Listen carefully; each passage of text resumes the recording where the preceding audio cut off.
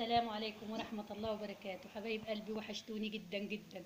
يا رب جمعة مباركة عليكم. أنا النهاردة الخميس وبصور.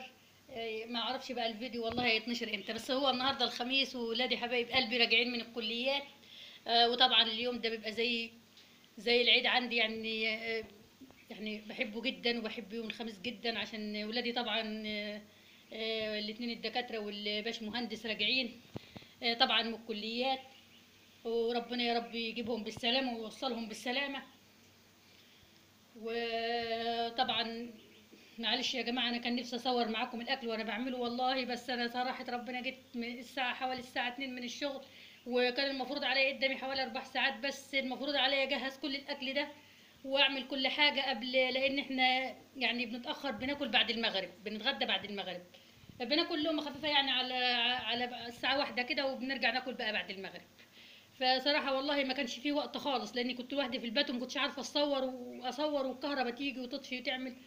المهم، طبعا يا حبايب قلبي انا عايزه اوريكم بس النهارده عشان ايه، وانا بستقبل اولادي جايين بايه. بسم الله الرحمن الرحيم يا حبايبي. دي بسله، دي صينيه بسله بعملها عادي، بخدعها عادي على البوتاجاز وبقللها وكل حاجه. وزي ما انتم شايفين اهو، بحط طبعا بسوي اللحمه نص سوا وبرجع احط اللحمه عليها وبحطهم في فرن الميكرويف. بتقعد برضه حوالي نص ساعه واطلعها، بتبقى بالمنظر ده والشكل ده كده. وده طبعا حبايب قلبي، ده ممبار، ده محشي ممبار. برضه هم بيحبوه جدا، فانا عملته عشانهم النهارده. وده يا حبايبي ده طبعا محشي كرنب. طبعا احنا كل البيت بيعشق محشي الكرنب ده، بيعشقه جدا، بنعشقه جدا. والله حتى كنت هعمل كوسه، بس الوقت اهي الكوسه جايباها يعني جميله ومنقياها انا بالواحده كده، كوسه جميله قوي وطريه وجميله، الكيلو ب 12 جنيه والله. وكنت هعملها بس صراحه ربنا ما كانش فيه وقت خالص خالص يعني. يعني كويس ان انا قدرت اعمل الحاجات دي. فانا قلت خلاص مش مهم الكوسه بقى، أبقى اعملها ان شاء الله يوم الجمعه، وطبعا هم قاعدين الجمعه كله. وطبعا يا حبايبي الحلويات اللي بيحبوها طبعا واللي احنا بنحبها برضو في البيت عملتها لهم. ده جلاش محشي بالبسبوسه والكنافه ومكسرات طبعا وفول وكل حاجه فيه. ودي طبعا كنافه عاديه ما فيهاش اي حاجه خالص، بلدي عاديه، عاملاها بالزبده البلدي في منتهى الجمال. ريحتها تحفه والله، وريحه الحلويات تجنن، لان كل الحلويات دي عاملاها بالزبده البلدي. يعني بخاف برضو على صحه الاولاد. وطبعا دي صينيه كيك بالشوكولاته. برضه هم بيحبوها قوي، فانا على طول باستمرار يا ابعتها لهم هناك يعملها هنا في البيت. ولادي كلهم هنا بيحبوها، الاطفال الصغيرين والكبار وكلهم بيحبوها. طبعا ده عيش، مفيش اي سفرة في الدنيا تستغنى عن العيش. وده موز طبعا. في برتقال موجود، بس انا ما هما ما بيحبوش البرتقال وما بياكلوش. فانا طبعا يا حبايب قلبي انا لسه جايبه الحاجات اهي سخنه اهي، لسه منزلاها من على البوتاجاز على طول. هغرف بقى كل حاجه واجهز السفره واوريكم بقى الشكل النهائي ان شاء الله معانا، وتتفضلوا معانا على الاكل باذن الله. يلا. وكده يا حبايب قلبي الاكل بعد ما رصيته وغرفته، يعني ما خدش معايا اي حاجه، على طول على السريع على السريع. معلش والله انا اسفه ان انا ما صورتش معاكم يا جماعه النهارده، عشان النهارده كان عندي شغل مهم جدا واتاخرت. وجيت متاخره، بس الحاجات دي طبعا انتوا عارفينها، وانا عامله معاكم كل حاجه هنا. اللحمه دي بطريقتين عاملاها معاكم برضو على القناه. اللي عاوز يعرف طريقتي برضو ينزل على الفيديوهات ويشوف. والبسله دي طبعا عاملاها برضو معاكم في العزومه تقريبا. وما فيش صراحه الا الممبار اللي ما عملتوش معاكم. هو الممبار بس، ان شاء الله هبقى اوريكم طريقتي. طريقتي مختلفه شويه عن طريقه طريقه الحشوه اللي بعملها له يعني. وطبعا محشي الكرنب انتوا عارفينه، هي طريقه واحده مثبته، انا ما بعملش غيرها، ما بعملش اي الا الطريقه بتاعتي دي اللي انتوا عارفينها. اللي عايزه تعرف برضو طريقتي في المحشي يا حبايب قلبي، اللي عايزه تعرف طريقتي في المحشي تنزل برضو على الفيديوهات بتاعتي وتشوف طريقتي. هي طريقه واحده انا بعملها لكل لجميع انواع المحاشي يعني، مش للكرنب بس. الخلطه بتاعتي اللي هي نصها ني في ني ونصها مسبك.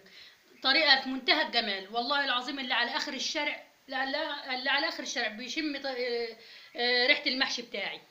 طريقه جميله، او اكيد فيكم كتير برضو بيعملها. وطبعا الحلويات اهي، الكنافه دي جميله قوي. الخرط بتاعتها ماسكه نفسها ما شاء الله، ما فيش خرطه كده ولا كده. عامله جامده اهي. جميله قوي. ما بحبش انا اعمل الكنافه باي حاجه تاني، ما بحبش احط في وسط الكنافه مهلبيه والحاجات دي، ما احبهاش والله. احب اعمل الكنافه ساده كده على طول. وطبعا دي كيك بالشوكولاته، بس مش حاطه جواها شوكولاته من جوه، لاني بعمل الطريقه دي على طول، فحبيت فانا يا حبايب قلبي عملت كتير، عملت يعني كنافه كتير، حطيت في قلبها الشوكولاته قدامكم الفيديو اللي عملناه انا ومنى وانتوا عارفين.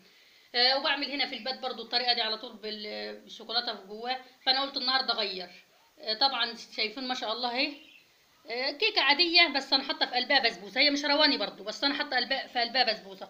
بسم الله ما شاء الله، الخرطه شايفينها هي ما شاء الله كبيره وحلوه، والله ما عاملاها الا بجوز بيضات بس، بجوز بيضات، لاني ما بحبش اكتر برضو البيض في الكيك.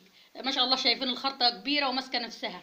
وحاطه بقى عامله برضو صوص الشوكولاته العادي اللي بنعمله للكيكه العاديه، وحطاه برضو من فوق زي ما انتوا شفتوه في الصينيه قبل ما اغرف. وطبعا يا حبايب قلبي ده الجلاش جميل قوي، الجلاش شايفينه جميل جدا اهو. الجلاشة يعني يعني مش يعني مش ناشفه ولا حاجه ومش طالعه اهي. ما شاء الله جميله من جوه ومبروله وحلوه قوي، جميله جدا وريحتها جميله قوي، ريحه الحلويات جميله والله. وطبعا انا عاملاها بالكنافه والبسبوسه، هبقى اوريكم طريقتها. هي الحاجه الوحيده اللي انا ما عملتهاش قدامكم هي الممبار والجلاش، انما كل الحاجات دي عاملاها معاكم. طبعا عاملاها بالبسبوسه، وعاملاها اللهم صل وسلم على سيدنا محمد وعلى اله وصحبه وسلم، وعاملاها بالكنافه وبالمكسرات. عاديه يعني بس جميله قوي يعني. حسيت ان الكنافه على البسبوسه بتبقى عاطيه طعم اجمل من ان البسبوسه لوحدها او الكنافه لوحدها. وحطيت طبعا يعني كل واحده لها ذوقها في المكسرات، وطبعا حط عليها مكسرات من على الوش كده بتدي برضو منظر جميل للحلويات. وكل واحده وذوقها طبعا، اللي عايزه تعمل كنافه بس للجلاش تعمل، اللي عايزه تعمل بسبوسه بس تعمل، كل واحده يعني وطريقتها. فانا حبيت اوريكم بس النهارده يا حبايبي عشان اليوم اللي بيجي فيه اولادي والله انا ببقى فرحانه جدا ومبسوطه جدا. وطبعا عشان بتاخر في الشغل. انا يمكن الحاجه الوحيده بس اللي عملتها بالليل هو المحشي الكرنب، لان طبعا هياخد وقت طويل وهياخد مني الوقت كله، وانا باجي متاخره وتعبانه فمبقاش قادره. انما الممبار وكل حاجه عملته النهارده. وطبعا الموز زي ما انتوا عارفين، وما ما اقدرش احط السفره من غير الموز. في برتقان وفي والله فواكه تانية بس هم ما بيحبوش الحاجات دي، ما بيحبوش الا الموز بس. وطبعا عيش عادي يعني مش عيش بلدي، مسخناه على الميكروويف ما فيش اي مشكله. وطبعا يا حبايب قلبي اللي عاوز اي حاجه من الحاجات دي، اللي عاوزني اقول له اي وصف يعني اي طريقه من طرق الحاجات دي، يقول لي يا حبايبي يبعت لي بس في الكومنت وانا هقول له اي طريقه، اقول له اي حاجه هو عاوزها اقول له طريقتها ايه. و... وانا عارفه انكم كلامكم جميل، وهستنى بقى كلامكم الجميل قوي في الكومنتات، وهستنى ارائكم الحلوه، وهستنى بقى ميكروفون على الاكل سخن، هم مش عاوزينه يبرد، لازم الاكل يكون سخن. هو خلاص هم ما شاء الله انا سامعاهم بره، سامعه صوتهم بره. فانا طبعا هختم معاكم بقى عشان هطلع اسلم على العيال. و... وطبعا انا برضو هستنى التعليقات بتاعتكم الجميله. واي واحده فيكم عاوزه اي طريقه للحاجات دي يا حبايبي تقول لي في الكومنت، وانا اقول لها على الطريقه على طول. ف... فهو يوم الخميس عندنا يعني بيبقى يعني مختلف عن بقيه الايام، مع انه والله كل يوم طبيخ، لكن اليوم الخميس بالذات بيبقى مختلف عن جميع الايام كلها، ولازم اللحمه. ما فيش اي حاجه في الدنيا يوم الخميس اي طيور او اي حاجه لازم اللحمه. انما بقيه الاسبوع والله كل يوم طيور وبط وكل حاجه.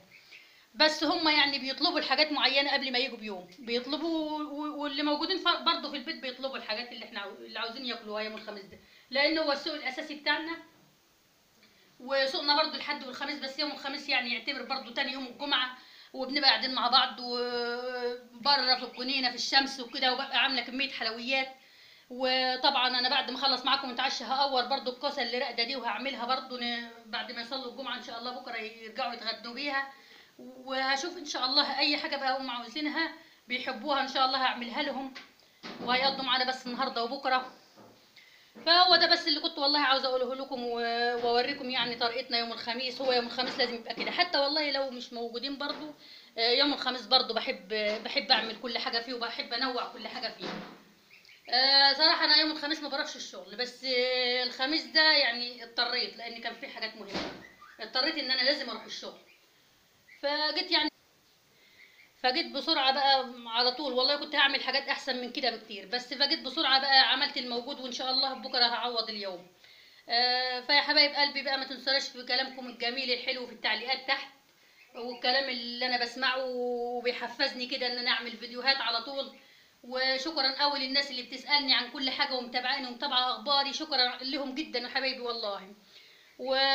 وانا كان نفسي اقول لكم اتفضلوا معايا والله، وما بايدي والله العظيم، لو بايدي لا اعمل سفره كبيره قد دي، اجي 400 مره ولا 500 مره واجيبكم كلكم يا حبايب قلبي تاكلوا معايا. ومحدش ضامن على مر الايام ايه اللي هيحصل، اي مناسبه واي حاجه ان شاء الله باذن الله هعزمكم كلكم. وخلاص يا حبايب قلبي بقى، ان شاء الله اشوفكم في فيديوهات تانية. انا قلت اغير بقى الفيديو ده عن البط وعن الطيور وعن بتاع، ونحط حاجه في الوسط كده اكلات. واشوفكم بقى ان شاء الله يا حبايب قلبي في فيديوهات تانية، والسلام عليكم ورحمه الله وبركاته.